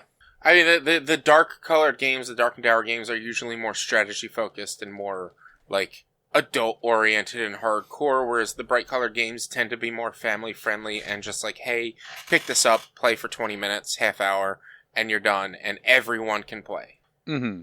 Which are always good. Yeah, I mean, they have to be captivating enough to keep the attention of a child, but also interesting enough to where an adult is going to want to keep playing them. And there's always like, because I've played strictly kid games, and like I've played, there were games that I've played with like my friends' kids or even my nieces, and just like, this game does not hold an adult's interest, but you play it with them anyway because that's what they want to do. But then there's games like Ray Tracers, I think, that would keep both adults and kids of a certain age interested enough to where it's going to be fun for both sides. That's fair. Game design, man. Design. It's tough. It is. That's why we don't do it. Yep. We just bitch at other people's game design. True. Anything else you want to say about Gamey, though, before we move along? No. Everyone I met, like I said, everyone I met this weekend were super awesome and fantastic to talk to and accommodating. And I really hope we can get like some sort of like partnership going with a lot of them or all of them in the future. Because it was nice to meet new people. Yeah. Look at you making connections. That's what the content creator badge is there for. You didn't have a content creator badge. Or I did. you? I had a content creator badge. Oh, I had a media badge. No, I had a content creator badge. Nerd. I mean, I don't know. Apparently I signed up for friggin' a panel badge initially, so I don't know why, but it's all the same. Media badge and content creator badge are basically the same. But look, so here's the thing. I had a buddy who got a 3-day pass, but didn't pick his badge up until Saturday because he couldn't go on Friday. He got a special. he got a special guest pass. Really? They gave him a special guest pass when he picked up his badge. A speaker pass when he picked up his badge, and they just gave it to him. They didn't like question it or anything, and so he was like, What is this? And he showed me, and I'm like, dude, you could, like, get into the speaker room and stuff like that. You could, like, get behind the scenes with this badge. He's like, really? And I'm like, yeah, I'm pretty sure you can. I run into him on Saturday. I run into him on Sunday, and he's like, I got, like, a 5% discount for having this badge at a booth. I'm like, yes, you did. Because they think you are a special guest and you're working the convention. Like, I could have gotten some money off using my content creator badge at a couple of booths because I'm working the convention. And so they'll give you some money off. Like, yes, they do that here. And he's like, this is ridiculous. I'm like, I don't know why you got the badge, but hey, go hang out with Matt Mercer and, like, ask him all the D&D questions or some shit. Was he even there beyond just Friday? I'm sure Mercer left Friday as soon as he got done. I like, maybe he hung out at the show for a couple of hours, but I'm sure he wasn't there Saturday and Sunday for sure. Yeah, I didn't think so, but I wasn't sure. Yeah, he had no obligations, no other obligations beyond just the keynote speaker, on Friday. Which, busy dude. Yeah. When you run your own company that has several companies attached to it, you're constantly busy, as well as being a professional voice actor. Well, Rich, what I'm hearing is you've got some catching up to do. Oh yeah, absolutely. I'm working on it. All right, as long as you're working on it. It'll take some time, but we'll see. Once I get my 500 followers or 500 subscribers on YouTube and get partner program, it'll all be nothing still, but we'll see what happens. Just keep working on it. Yeah. Anyway, let's talk about some other games we played. Yes. So, I actually played 2 games while we were there this weekend. They're in a different order on the outline, but in the order I played them, the first one was Cairn, Cairn. It was like a fun little it was kind of like a checkers but not game. That's a bad way to describe it. It's 2 people only, and you're each playing a tribe of like shamans. You're either the water tribe or like the forest or earth tribe. And the goal of the game is to build these megaliths. And the first tribe to build, I want to say it's 4 of them. There's like a little score counter on the side. You move your token up each time you build one. The first one to, I think it's 4, is the winner. And each time you manage to build one, it goes onto the board, and it adds some sort of, like, effect. Some of them let you move move from, like, that monolith or megalith to any other one on the board. Some of them let you do things to your opponents. Some of them let you actually swap where different megaliths are on the board. So, like, if the one that lets you move to anyone is, say, in the middle of the board, but you just put one in the front, like, right in front of your base, you could actually swap it, and then as soon as you summon your guy, move on to that, and then, like, teleport across the board. Because the way that you build your monoliths are by moving one of your shaman all the way across the board, and basically exiting the board out of your opponent's base camp, let's call it. Or by setting up 2 of your characters with one of your enemy's characters in a specific configuration. Sorry, I was drawing a blank on the word there. So the way that the sort of like turns work is there are 4 tokens off to the side of the board, and each turn you can, do one of the things on a token. So you can move your character, you can jump your character like a checker piece, like jumping over an enemy or an ally to the space after them. You cannot chain those though. It's one jump. You can do the stuff on a megalith if you move on to a megalith, and then there's a transformation one, I believe it was called, where that's the one where the token will show you what sort of configuration you have to be, and it's 2 different configurations, one on each side. And once you do one, that's when the token flips and you get the other one. The first one we started with was the enemy in the middle and 2 of your pieces on the outside. If you move your character into that configuration, your enemy's character gets banished back to their base camp, and you build a megalith on the spot where they were. The other configuration is 2 of your characters next to each other with the enemy on the end, and the same situation. The character gets banished back to the base camp, and a megalith goes on that spot. The trick with that is you have to move into that configuration. It can't be a happenstance where like you teleported it, like you got moved there by like one of like your opponent or something like that. Because some of the things the megaliths do are allow you to move your opponents around. You have to have actually moved your character into that position for the transformation to take effect. Mm-hmm. And then all of the movement and the jump and stuff like that were also not random, but they rotated. So the movement, if you took a movement on your turn, you could either go up, down, left, right, or diagonal, depending on which way the token was flipped. So if you were making like a straight line to something and your opponent hadn't been moving, or like you guys had been trading back and forth like moving, where your opponent was doing diagonal and you were doing up and down, if your opponent decides to not move that turn and do something else instead, you might be stuck in a position where you were aiming for something that you now can't do that turn because your movement is diagonal instead of the straight up and down. And then the last thing you can kind of do on your turn is summon more of your shamans if you have them in the base camp. You start with 3 of them, and there are 2 summoning circles on either side. Also where it's you have a token for it, so you can either summon them onto the black squares or the white squares. If you have something already on one of those squares, like a character, either yours or your opponent's, you can't summon though. So you have to make sure that if you're trying to like load up the board with your pieces, that you're getting them off of those spots right away too, or you're just going to block yourself from being able to do. Mm-hmm.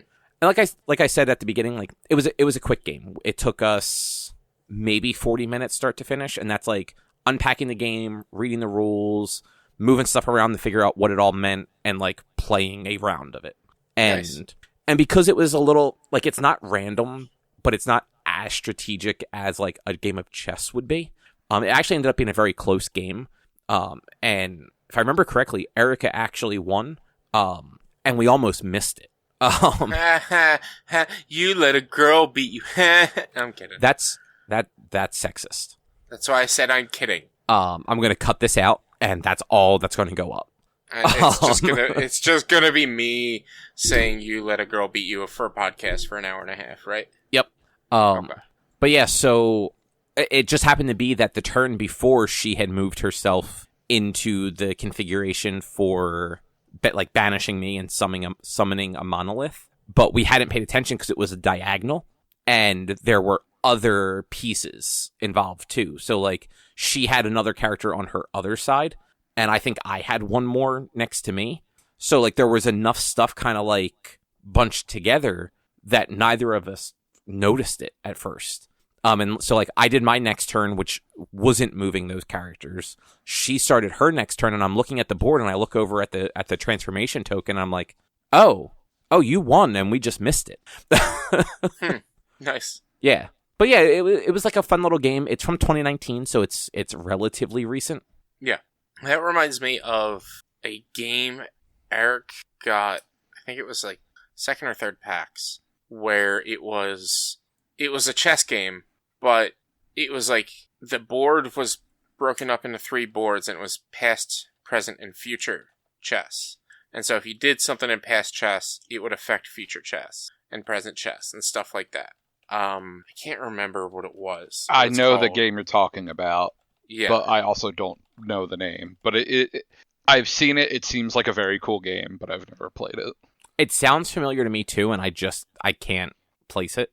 But it happens. The other game that we played was Nexus Infernum, which, like I said before, it's that big gothic dark black booth that has like the Plague Doctor stuff, and they've always got tables and stuff demoing these games in their booth. Part of the reason why we tried it was because every year we see this game, and it's like aesthetically, like it looks neat, like it looks like a dark, like spooky game almost. And when we happen to be looking through the board game library on Saturday, we saw their other game there. They had like a stack of like 5 of their game called Acheron or something like that. Yeah. So I'm like, oh well, maybe we'll try that on Sunday. Like we'll see if their games are any good, and then we'll know if it's like worth the money, because they weren't cheap games. And so we go over the booth on Sunday, and all of those are gone. And just by happenstance, we spotted a copy of this Nexus Infernum. So we grabbed that. We actually, I had texted our friend Matt, who, Rich, Drew, you met him at PAX. And he came over and played with us. And then randomly, he spotted a dude that he went to college with in Louisiana. And we got that guy to join us too. So we had a 4-player game. I want to say it's up to 5 or 6. I forget how many cards were there. I'll say this up front. Not good instructions. This game had 2 to 5 players. 2 to 5 players? For Nexus Infernum, yeah. Yeah. The instruction manual for this game was not good.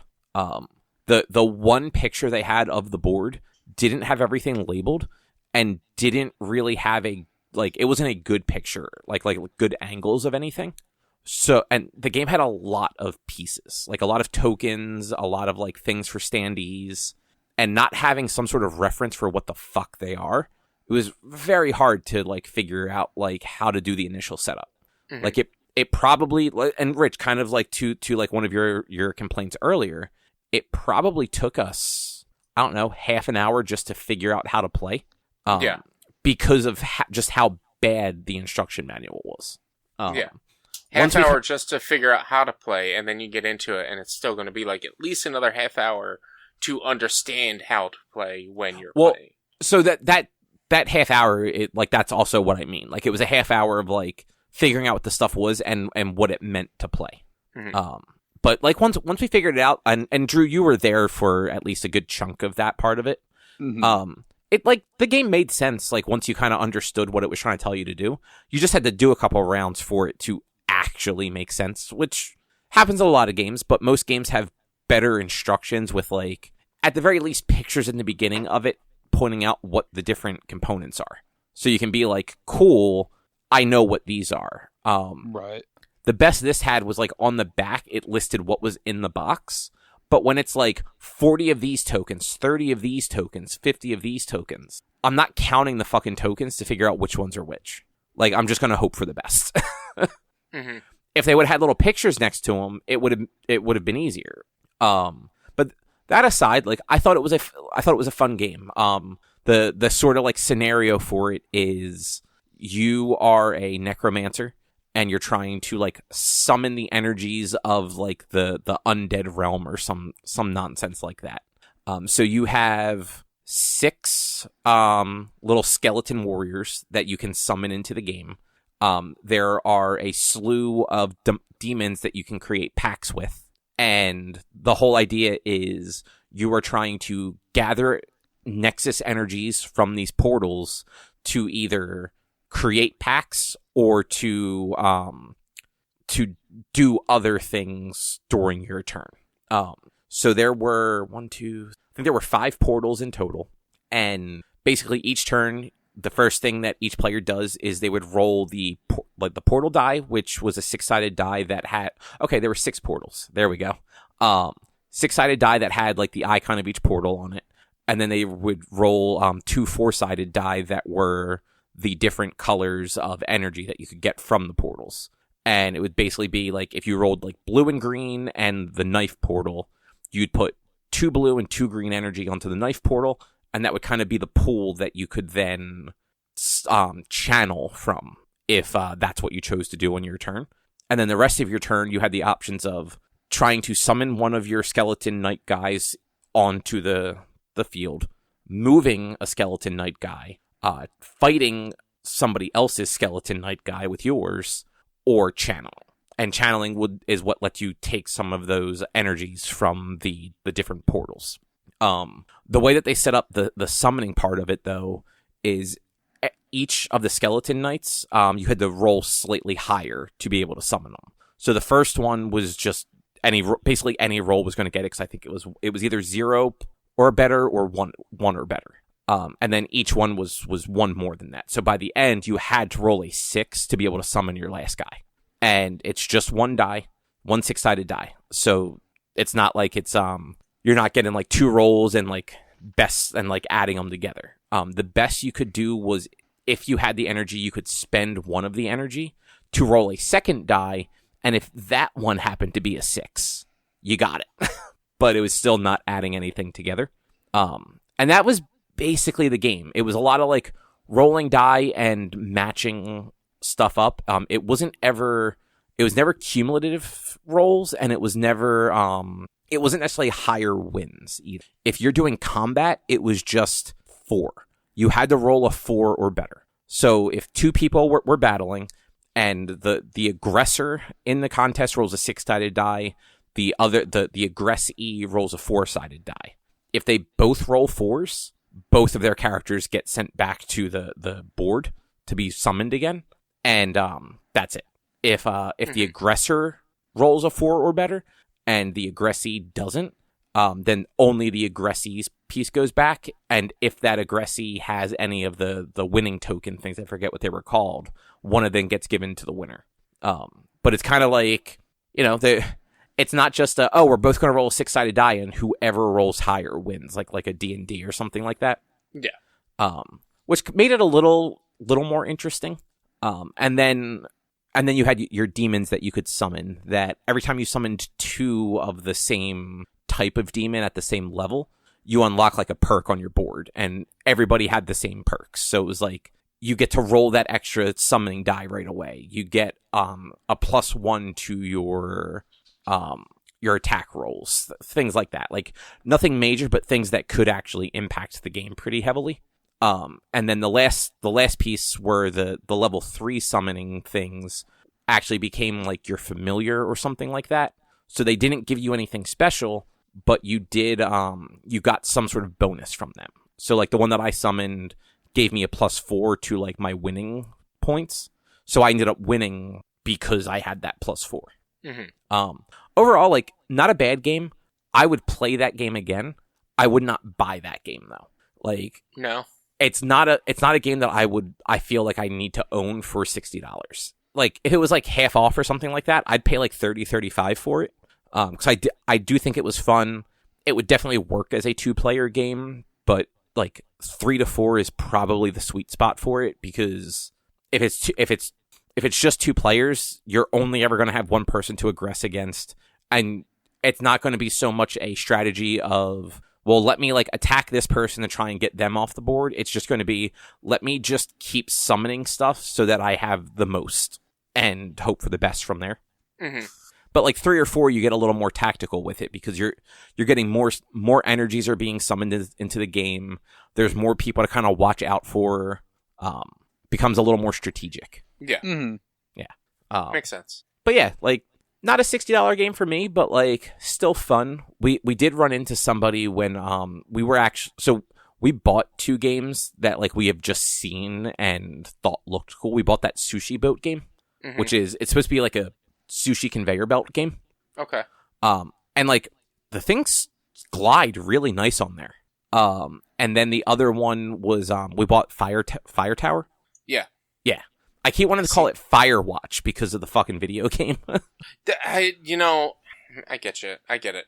I want to play that game. I see it every year at PAX. Every year. And I just never get a chance to sit down and try it out. That is why we bought it. Because it's like, they're there every year. Kind of like that the Nexus game. Like, they're there every year. Yeah. I never see it in the library. Their booth is always packed. but that game's only $30. It was actually, I'm sorry, it was $36 for the deluxe version. Mm-hmm. So I'm like, that is the right price based on what I'm seeing as the game. Yeah. So yeah, we just bought that. But while we were waiting in line to buy it, we saw somebody that had just purchased the Nexus game, and we talked to them for a minute, and we're like, oh yeah, we played that earlier. Like, we got it from the library. Like, it was fun. And the girl was just like, yeah, I had a good time with it. Like I had a good enough time that like it was worth buying it. And like we didn't respond like, oh yeah, we had a good time, but like wasn't worth buying it. But it was just like, okay, yeah, like different people have different like degrees at which. The game sounds fun enough that I wouldn't mind getting into it and playing it and buying it, but it's just, this is the problem with board games, is planning a board game night, or planning time to play board game, finding the right people to play board games with, finding the right board games to play with whatever people you get, because everything is such a high variable when it comes to board games. Like, what games people are going to be interested in, who has the attention span to learn to play games, things like that. That is just like, it is hard to figure out what games you would want to play and what games would be worth trying to play. And it can, board game nights in general can be weird too, because it's like like you have all the like different games that have like just different numbers of people that can play it. Like, yeah, mm-hmm. like on average, a good board game night is like 4. But there are some games that you can play up to 6 or 8, and like sometimes they're better than playing with only. Then there are some games that are like only 2 players or 3 players, and it's like it is hard. It is hard to figure all that out. I want to do more board game nights. I want to do more board games. It's hard to plan and set up. For sure. Yeah, and it's like you figure. So if the 3 of us plus significant others we're going to have like a game night, that's 5 people. Mm-hmm. So like. In this case, like, Nexus Infernum would work perfect because it's a 5-person game. But, like, I'm going to use Fire Tower because I don't actually know how many players that is. But, like, Fire Tower might only be 4 players. In which case, like, we were all set to play Fire Tower, and then Richie showed up. No offense, Rich. And it's like, okay, shit, well, what do we play now? We need a 5-player game. Mm-hmm. Yeah, but I mean, then that's when, like, all right, you get all set to play Fire Tower, and then somebody shows up late or whatever, or when you're about to start playing it, it's like, all right, well, we're gonna play this first, and it's like you showed up late, unfortunately, or you plan a group to play as a team, or just the person just sits out and waits it out. Like, that's sometimes what you got to plan when it comes to that stuff. It's like, all right, well, like, it's one thing if all 5 people showed up on time, and then you're like, oh, we're gonna play this 4-player game. But if somebody shows up late or later, and you're just getting ready to start playing the game that you started to play until that person showed up, then it's like, all right, keep playing that game and play something after or something. Yeah, and like in a lot of cases, like you're planning ahead of time, so like like okay, there's going to be 5 people, so we need 5 people, like 5-person games. But like that can also just become a challenge because it's like, all right, well, I have 3 5-person games. We played this one last time. No one seemed interested in this one. So, like, maybe like Richie said, like, oh, I guess maybe we'll play this 4-person game and just 2 people will be a team. Or, like, maybe such and such doesn't want to play this game, so they'll just, like, watch. And it's like, it becomes a challenge. If a deck of Cards Against Humanity gets pulled out at any party or gathering, I'll sit there and watch, but I ain't fucking playing that game. Because you're fucking boring. No, I just... that game no, I know, you don't like that game. That game is bad. I've gotten into fights because of that game, because people are assholes. That's the name of the game, man. No. I'm here for a good time, not to get into a fight because somebody's a dick. Speaking of getting into fights, Drew, how is Hold'em Havoc? It's interesting. It's Texas Hold'em, but I was gonna say, is it poker? Yeah, it is. But instead of just being straight poker, like the different suits have an ability tied to them. And let me double check if I have pictures of the cards to remember what they are. But it was things like you can look at some of the cards that are face down, or you can bet without actually having to spend any of your money, or you can eliminate a card from the board, or make it so that only you can use that card and your opponents can't, but at the cost of having to reveal your face down card, since the whole Texas Hold'em is played with poker. You get dealt 2 face-down cards, and then there wind up being 5 community cards that everyone uses. So it's all a bluffing game, really. So to take away your ability to bluff to use one of these powers is the trade-off. I don't know. Okay. Look pretty interesting. Was that like in like the new in like the unpubbed area, or is that? I did see it in the unpub area later. I happened to just see the guy set up at one of the tables way off in the free play area. Okay, I was looking up the game, so I was just like I wasn't sure. I couldn't find it anywhere, so I was just trying to look it up while you were talking about it. That's all. Yeah, that sounds like an interesting way to do it. I do think it's funny that it's like you can bet without betting money. Yeah, that ability I thought was a little odd, but the rest all definitely made sense. Nice. What? I take it you didn't buy it? No, he was actually out of copies by the time I saw them. Oh, that's a good problem to have. There were a lot of vendors that sold out of stuff, which like good on them. Like hopefully it's they brought a good amount of stock with them and sold out of it, and not they weren't able to bring much. And I mean, there were a few vendors I walked by that on Friday they were out of their stock of something for that day. They were like, and it was just like by 2:00 they were out of it, and they're like, we'll have more tomorrow, we promise. And then while we were talking to Floodgate, was it Decorum that just showed up as we're talking to them, and that was noon on Saturday or 1:00 on Saturday. Decorum just showed up for them to like show off and play test and sell. Oh wow, yeah. We were talking to the people at the booth for like that like Learn Japanese card game. Okay. Which seemed like a cool game. Really expensive for a card game though. It was like $60 or something like that. Oh wow. Yeah, like it was one of those. It's like that's a lot of money. And that was just like the base game. But we were talking to them, and I guess they had like a bigger pack or something like that. That they only had like I don't know like 20 copies of it when they got there, because like the majority of it had been sent to one of the people that was going to the show and didn't arrive at their place until after they had already flown out for the show. Like it was supposed to arrive on like Wednesday, and it showed up on Friday at their house. And like that sucks. But and I feel that happened someplace else last year. The tea booth that's been there a couple times. Like they literally sell like tea and stuff. D&T. They are called D&T. They had that last year where like the person running the booth was supposed like a week prior they were expecting like a delivery of like all the product for the booth, and it just never showed up. Like UPS lost it or something like that. Oof. Yeah. But what was this other one, Drew? Button Kingdoms? Okay, so Button Kingdoms is a very early in development game from this one guy, Sam, who we've talked to previous years, who did Outrun the Bear. Okay. It is a competitive deck builder battling game, but instead of like just having like cards get dealt and you just draft them, you are bidding against your opponents, and it looks like it's going to be up to 4 players. And eventually all the card art will be like stuffed animals. The premise is like your kids playing with your stuffed animals and building an army out of them.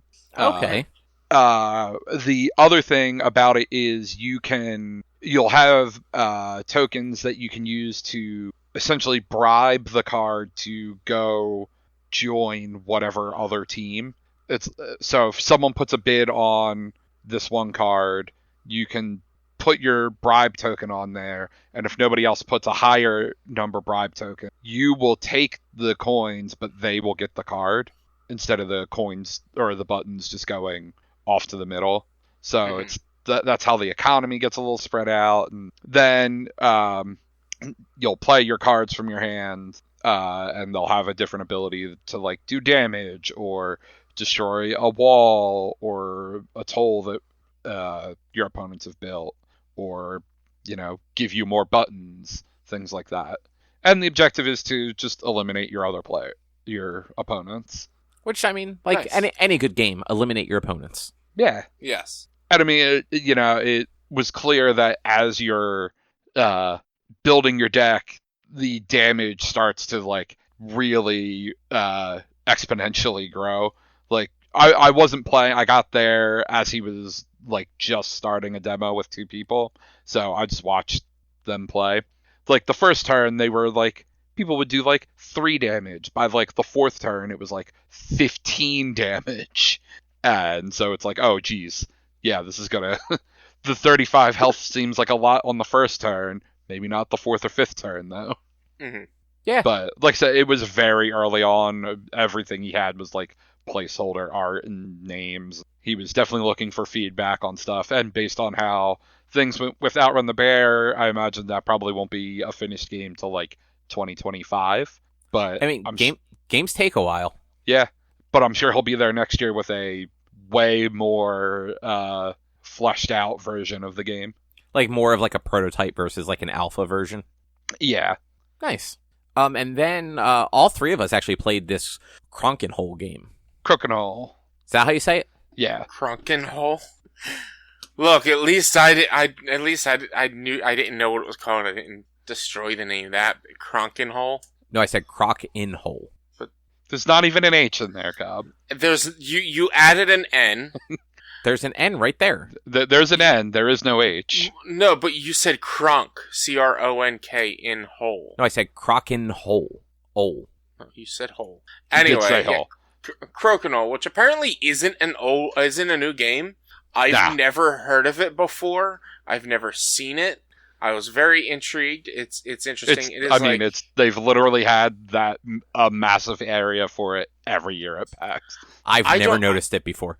I don't go that far back. I don't go to that back area. I don't, like I said in the past, I don't like go back there to play games that often. I don't go to the game library or anything, so I've never been back there. We walk past all that stuff, like all the demo areas, the painting areas, the card areas every year. I have never noticed that game before, or at least never like noticed it and took it in. Yeah. But it's sports.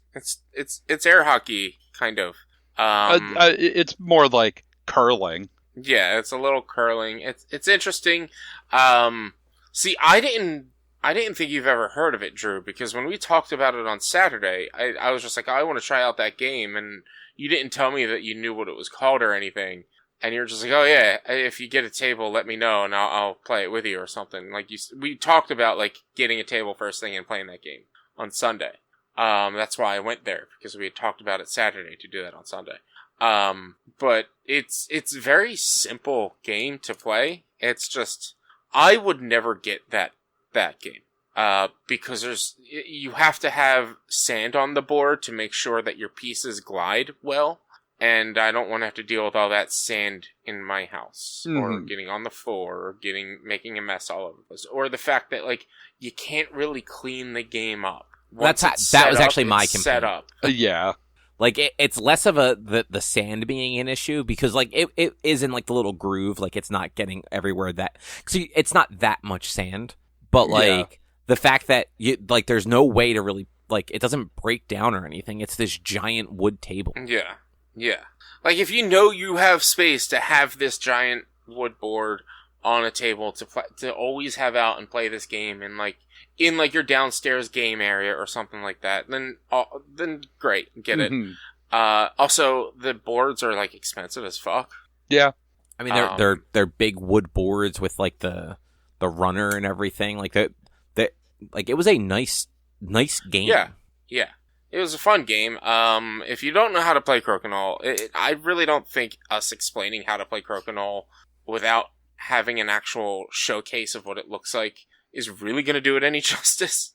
But the best way is like, you've got a circle of pegs in the middle, and you've got a big circle with 3 zones in it. The outer zone, the middle zone, and the inside. The inside zone. Or the outer, the inside, and the middle. For the first player, if there's no tokens on the board of your opponent's color, your aim is to get into the very middle.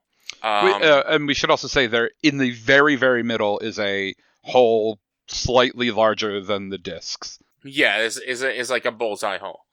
So the goal is to get into the very middle, specifically the bullseye, but get into the middle. If your piece doesn't stay in the middle, you remove it from the board. And it's not worth any points. If your opponent's color is on the board, then the game changes. You have to hit their color. You have to hit a token of their color before anything else. So like you have to hit that. Otherwise, even if you get into the middle, if you don't hit it, your token goes away. You have to hit the token of your opponent's color. So you can either play to knock them off the board and take their spot, or you can play to just move them around, try to block their stage or block their starting area. You can hit your own color to hit them, but if you don't hit them, then both of the tokens that you hit, like yours, both of your tokens get discarded, not just the one. So it's that little added strategy of, I think I can do this, but if I can't, I lose all my points. Yeah, it's like a fun game. I kept making a joke that Cobb is getting into sports when he was playing it with Drew, because, like I said, I sat there for about an hour and a half playing with a bunch of different random people and playing with Drew, and then when Cobb showed up, I got up and let Cobb take over, and Cobb and Drew played a couple of games while I was there talking. Yeah, and it was such a quick and simple game that you could sit there and just keep playing it and like not even realize how long you'd been going for. Mhm. Yeah. It was super fun. I liked it. If I ever have a bigger house and like a game space to keep it all set up, otherwise I'm never going to get that game. Right. And $300. I mean, look, it's credit cards, man. True. Well, you can get one on Amazon for like $80. It's not nearly as nice looking, but it exists. Exactly. You need to get the nice one, the $300 one. You need to spend all the money. With the PAX logo on it. Yeah, exactly. So if you go on Amazon and you actually type it, oh, this one's only $16. Oh no, it's $16 button tray, but it shows a picture of the full game. So if you type the game into Amazon, like it, but for me at least, it defaulted to like what price range do you want, and I clicked on the 25 and under, and it's just the little discs. Or like I guess you can replace the pegs. So there's a $11 set of the pegs you can replace, I guess. That's funny though. I want to like what's okay, yeah, $100, $80. Yeah, you can get some cheaper ones. It looks like the like tournament style ones are where you're getting into the like $300 plus range. Hey man, this one's $439. That's a bargain. I see, Nice. yeah, because I see one for $530. That one's not on my screen. I mean, I'm on just a random other website. I'm on crokinole.ca. Okay. Oh, it's a Canadian game? Yeah. Oh, gross. I'm mad. We even talked about it now. Just cut this whole part out. I guess moving along, Rich, you played a game called Yeah. Kapow. Yes, Kapow is a game by Wise Wizard Games. I got pulled in by the box art is very comic book style and orient. I mean, the name is fucking Kapow. It's comic book reference, and basically what it is it's hero versus villain. The box comes with 6 playable characters, but it's a 1 versus 1. It's a 1v1 game where you pick your playable character. They each have like some special abilities, plus you have your generic general abilities. And the idea is you grab your die and you roll them behind a screen. You both roll them at the same time behind a screen, and then you allocate what your die rolled to figure out what you're going to do that round. If you're going to punch, if you're going to defend, if you're going to power up, things like that, based on like the symbols that showed on the die. The cool thing is some of your power-ups also include buying a blank die and placing tokens on them, so that you can build out a die of your own where, like, say you just want to have a die for punching. You can power up enough to place a bunch of punching tokens on a blank die. So that this way, every round, you're getting at least 1 punch in to deal damage. The goal of the game is to deal 20 damage to the enemy, so that, and to basically to kill them, or to knock them out and win the battle. It's a short game, but it was super fun. I got like attached to the art style. because it is very like comic booky. I got volume 2, so they were selling volume 1 and volume 2, which had separate characters in each. If you have both volumes, you can play up to 4 players. But I only got 1 volume because I want to play this a few times before I get more of it to see if like people actually like it and if it's worth actually playing. That I can understand that. It actually sounds kind of neat. Like I do like the idea of like the blind rolls and stuff like that. Yeah, you both roll together, and then you figure out what you're gonna do, and then you both pull your screen up at the same time, so that like, and then whoever had the first token or the starting or the Kapow token, which is basically labeling like the first player of the round, whoever has that goes through their actions, and it's like, all right, I used an attack. And compare that to the defense. So if you defended for 5, but I attacked for 6, you take 1 damage. And then the attacker does their stuff, like the second player, and then it goes down the list with the special powers and power-ups. If you are defending, say I defended for 3 and Drew defended for 2, well, whoever had the higher defense then gets the starting token for next round. And you only pass up that token when then somebody else had higher defense than the other person. Like, so if the next round neither of us defended, I keep it. The round after that, Drew defended for 1 and I didn't, he takes it. And so that goes back and forth to determine, like, the quote first person. Because it does matter who's first, because if you're attacking first, and you take them under 20 before they attack, and take you under 20, then you lose. That is true. Yeah. Higher numbers are better. Yeah, that's a little bit of the strategy where, like, the first person in first place, or the person who starts the round with the Kapow token, does have a little bit of an advantage. It's just you have to sacrifice some of your commodity to defend. The game is quick. I was able to get a full round in and be shown how to play within probably half hour or so. The game in the box says about 20 minutes. It is a quick game. It's really fun. Cobb, I might even bring it to our next Jurassic Park night. It's Jurassic World now. It's Jurassic World now. I may bring it to our next Jurassic World night so that, like, if they're if they're at the dispensary or something when I show up, we can, like, check it out and play while we're waiting for everyone to show up. Because, like I said, it's very quick. All right. I liked it. This was one of 2 games that I said to people, I may come back for this.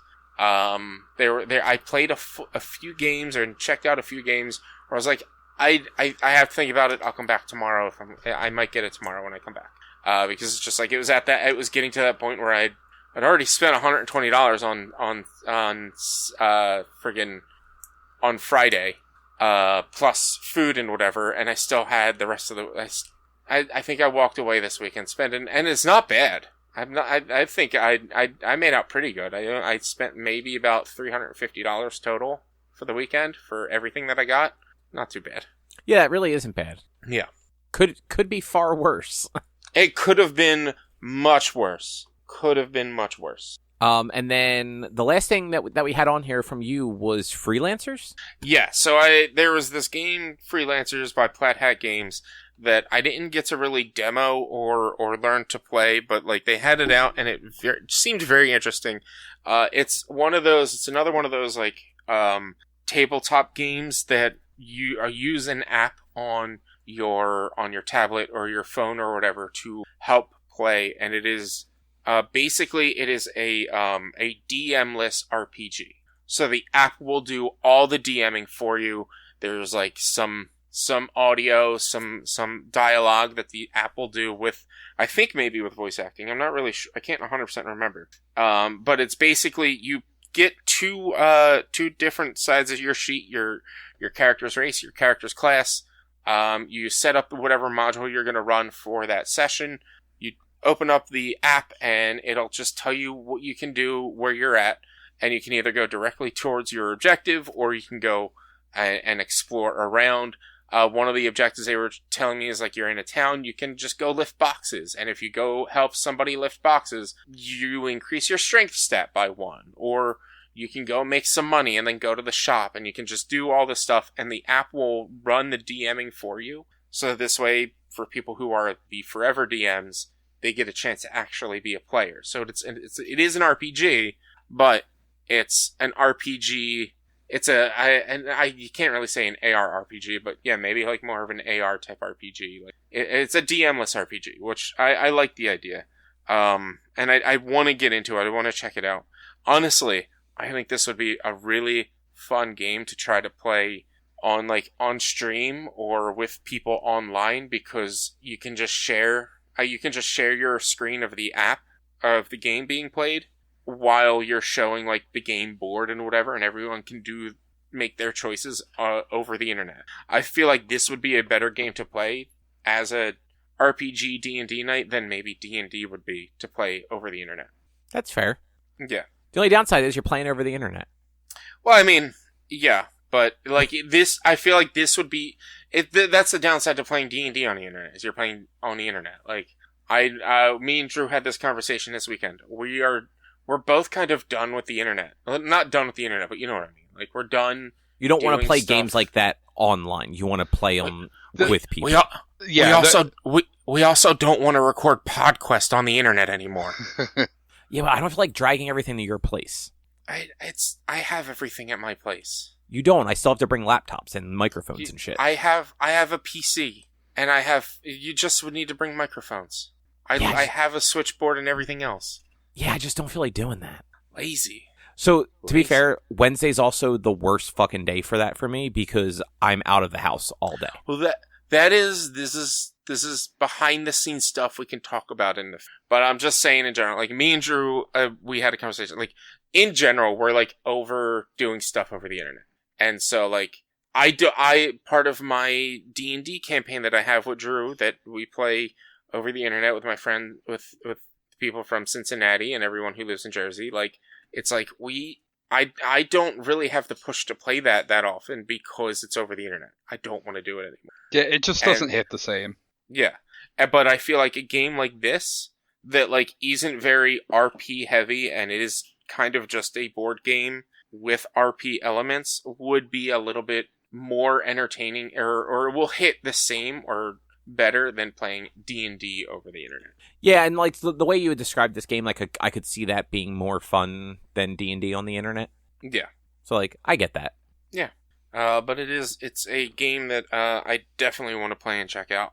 I think after the new year, I have a couple of people who want to do like monthly game nights and stuff, and so we might pull this in and try it out and whatnot. Nice. Yeah, it's good. And nice. But yeah, any honorable mentions? Real quick, that time travel chess game was called That Time You Killed Me. Oh, that's what you guys were talking about. I own that. I was not the game I was thinking of. I bought that. I was not thinking of that as a chess game, but I understand why that's the description you use. Yeah. I was thinking of a game called Shobu. No, I don't know that one. It's a chess-esque game where when you move a piece on one board, you also move a piece on a different board. That's a lot. Yeah. That's a lot. That Time That Killed Me is cool, though. I like that game. Yeah, I want to play that game. I want to try it out. Yeah. The only downside, it's one of those games where like it's both a pro and a con. Like it's only 2 players. Yeah. But it's a cool concept. Like I had fun playing that one. I guess I unfortunately do not remember the names of the booths, but there was a booth. They were in the very first aisle. They were selling dog toys. Okay. And we were talking to them because we bought some stuff. The guy like just started the company over like during COVID, because he couldn't find like kind of like D&D nerdy toys for his dog. So he made this hard rubber D20 that's kind of like a Kong. That not so much that you're supposed to put like peanut butter in it, but it's got a little cross shape opening that you put like training treats and stuff, and the dog's supposed to like knock the D20 around to like knock treats out of it. And then he also had like some like squeaky plushy toys like swords and shields and maces and flails and things like that. Sold out of almost everything by the time we went over on Sunday. Like we ordered 2 of the D20s, and just bought one of the shields because the shields were like the only thing he still had in stock. Nice. But we were talking to him, like, he's only done a couple of shows, and apparently, like, this was like his best show. Nice. And he seemed very excited for like how well the show went, and like he was just looking forward to going back again like the next year. Mm-hmm. I saw that booth. I wanted to like check it out more, but I saw it in passing, and he was all the way in that back area that doesn't have a lot of walking space. So like exactly, that's why we went back on Sunday, because Sunday was the latest day. Yeah. I saw a booth. They had a game called Dicey Devices, which he probably told me this while I was talking to him. I believe the creator is Origami Whale Games, because they have a Kickstarter coming up. I'm not sure if it's for like an expansion for the game or if it's the game itself. They have a Kickstarter coming up for Dicey Devices. It's a game where you live in a town with a bunch of mad scientists, and your goal is to become the last mad scientist left and take over the world by creating your own doomsday device, super weapon, and defeating everyone else that you're playing. Okay. And we passed that booth cool a few concept. times. Yeah, they were in a really premium spot, so it makes sense if you pass them a few times. The game had like some cool art, and it had a neat design. He showed me how it works. I saw him first thing on Friday, and I liked it. I liked it a lot. It was one of those games that like stood out to me of like, I kind of want this, but I want these other things more. And so it was the first game where like, I'll think about it and I'll come back. And I ended up not going back because I was more interested in Kapow and Free. I had found Kapow and Freelancers after I had found this, and I wanted those. That tends to happen. That's what, like, I try not to spend too much like early on, just in case like something else jumps out. It's like, I'd rather play that. Yeah.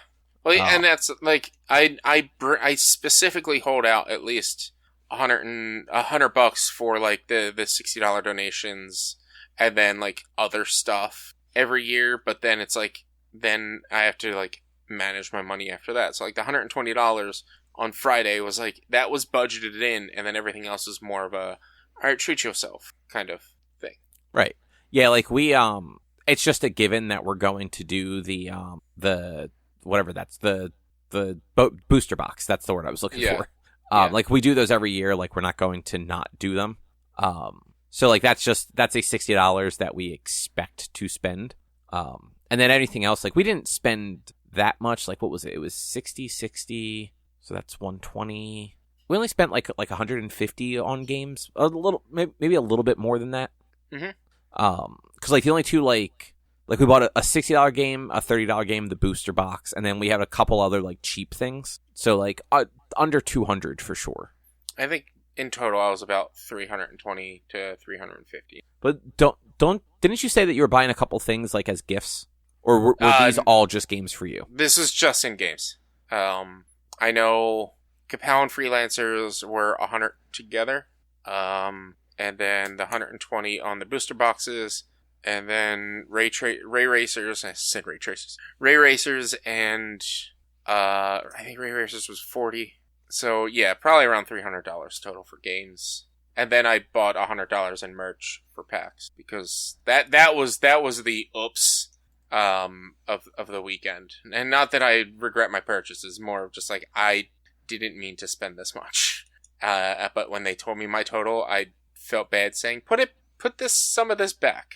And so I just kept it all. And then they were like, oh, you bought this, so you get these as well. And you spend this much, so you get these as well. And I'm like, great, I spent too much money.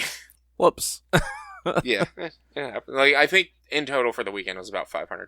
But, you know, it was worth it. It should have at least 5 hours of enjoyment out of all of the money I spent. There you go. Drew, anything else you want to mention? No, I think that's all for me. All right. Well, that is probably going to do it for this week then. Yeah, that's a show. All right. So in that case, if you would like to find some more of our content, you can head over to www.one-quest.com. You can also help us out by supporting us at patreon.com/onequest. If you can't support us there with your dollars, though, you can go to your favorite podcast platform, Apple Podcasts, Google Podcasts, Spotify, rate us, review us, subscribe to us. It all helps. You can also find us on social media, facebook.com/OneQuestOnline or at @1_quest on Instagram and Twitter. Our YouTube channel is youtube.com/OneQuestVideo, and you can always send us an email to social@one-quest.com. And Rich, what is your streaming? Twitch.tv/B_walnuts. Video game streaming Monday, Tuesday, Thursday, and Sunday. Where I'll be playing mostly Baldur's Gate and Sea of Thieves.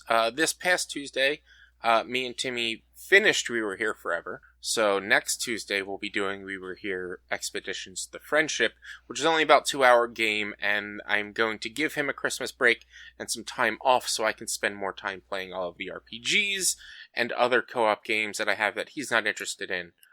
So we'll be doing a lot more Baldur's Gate and stuff after next week. Next week will be the last of co-op Tuesdays for a bit. I also look forward to me playing a game called Tattletale, which is a Christmas-based spooky game, because we got 12 subs last month, and I changed my sub rewards to have a spooky stream if we get more than 10 subs. So that's what we'll be doing this month, is playing Tattletale, a Christmas-based spooky game. It apparently has decent reviews, too. So. Well, that sounds like it could be fun. Yeah, it's probably, I don't know, it might be next week, it might be the week after. I haven't figured that out. All right. Good times. Mm-hmm. And with that, we will be back next week with something else to talk about. Thanks for listening. Bye. See you. Bye.